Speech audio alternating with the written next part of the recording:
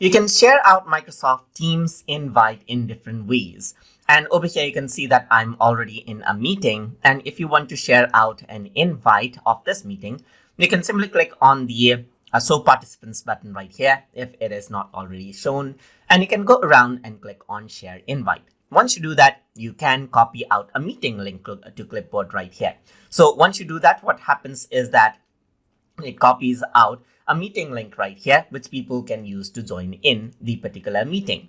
But if you want to share out the meeting link in different ways, you can go around over here, click on Share Invite, and you can see that you can share the meeting link via email right here.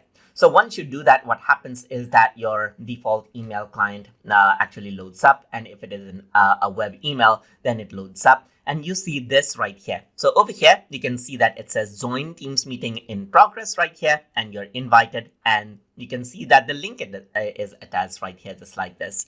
You can also click on Share via Outlook Calendar. And what happens is that the Outlook Calendar opens up with the pre-made event right here, which you can use to invite out people with.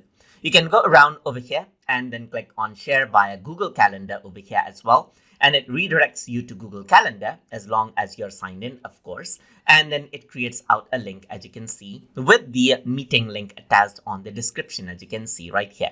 And those are the ways in which you can invite people to join you in this meeting in different ways, as you can see.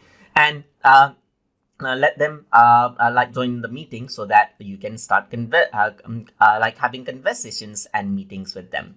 So that is how you can work. You can access out different share invite options inside of Microsoft Teams. So hope you guys learned something as always. And as always, please like, comment, share, and subscribe.